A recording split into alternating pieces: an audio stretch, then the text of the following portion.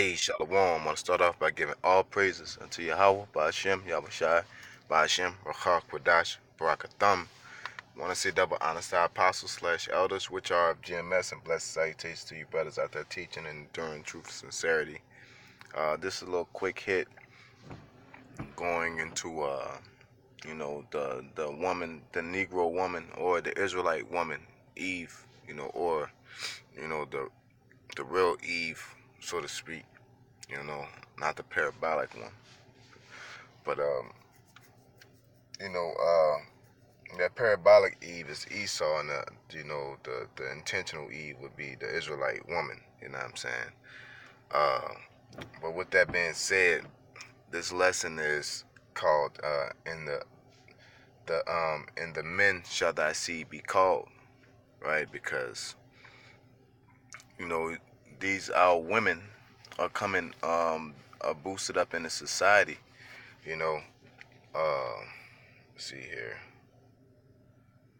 as it says in Isaiah. It says, get it real quick. So in Isaiah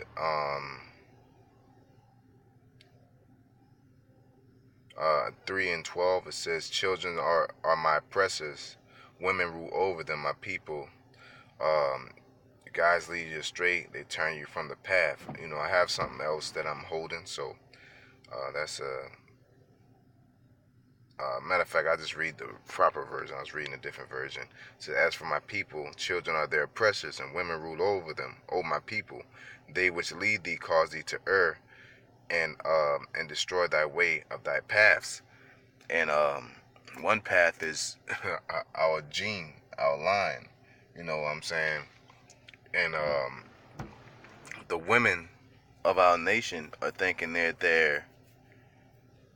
are rising and raising the so-called African American or black people out of this uh, ruts that we're in lower state, which could be no further from the truth. You know what I'm saying? Which can be the furthest from the truth, because once again, in the men shall thy seed be called. Because a lot of you women, you get up in these high-ranking positions, and if you're not dealing with a old, Americanized or colonized Israelite, you're dealing with a heathen. You're dealing with these East Indians, you're dealing with these Edomites, because why? This is their society, and women cling on to power, and they look down on the men, and I believe somewhere in their minds that they believe that they can suck their dick all the way to the suck a dick all the way to the top, and once they get there, then they can redistribute power to the black people.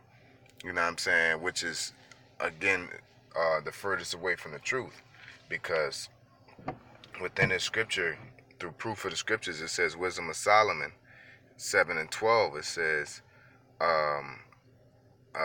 Wisdom of Solomon 7:1. It says, I myself am a mortal man, like to all, and the offspring of him that was first made of the earth, and in my mother's womb was fashioned to be flesh in the time of 10 months. All right, because 10 months that you actually are in the womb, not 9. You're conceived. It says, being compacted in blood of the seed of man, and the pleasure that came with sleep. So the point of this scripture is that the fact that the man carries the seed. So, while the nigger woman that wants to move their way up in the rankings in this life consider themselves to be doing a great feat by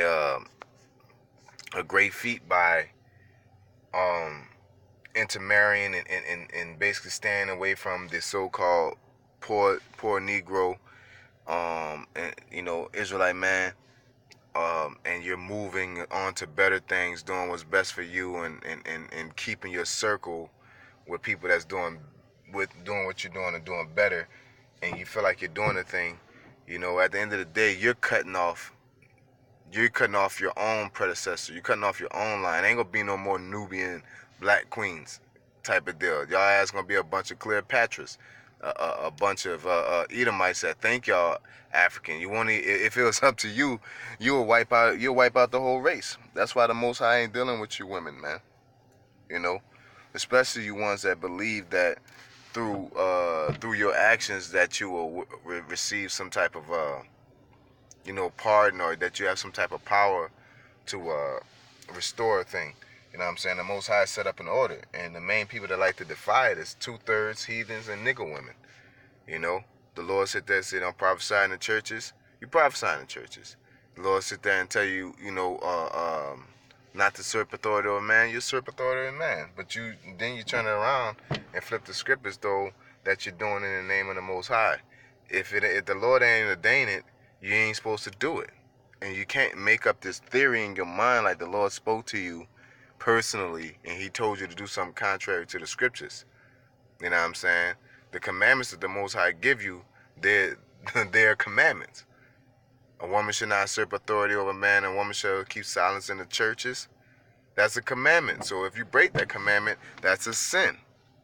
It's mind-boggling how women just refuse to admit that they can't do it because they want the glory. That's why your ass shouldn't be doing it, and you're not fit to, because you're getting in it for the wrong reasons.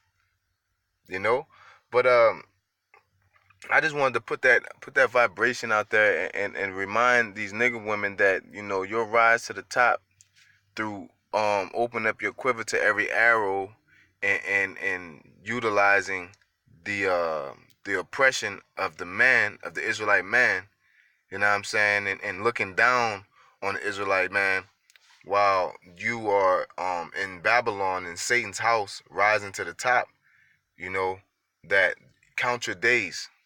You know what I'm saying? Count your days, because the tide is going to switch and 7 women shall take hold of 1 man.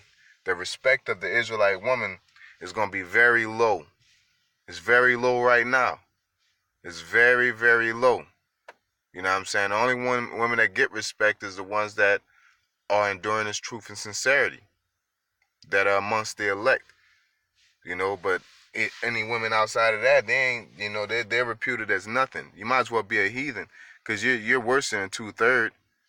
You worse than 2/3. You know what I'm saying? You worse than an Uncle Tom nigga, because you'll call the police on Jake. You ensure that they go into these concentration camps and do hardcore slavery.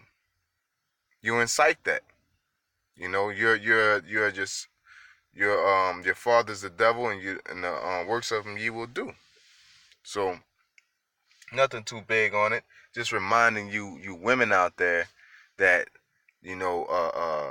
fucking your way to the top and acting like you can still be so-called African or whatever thing that you believe you are, and deal with an Edomite, and your child is still an Israelite or an African or whatever you think you are.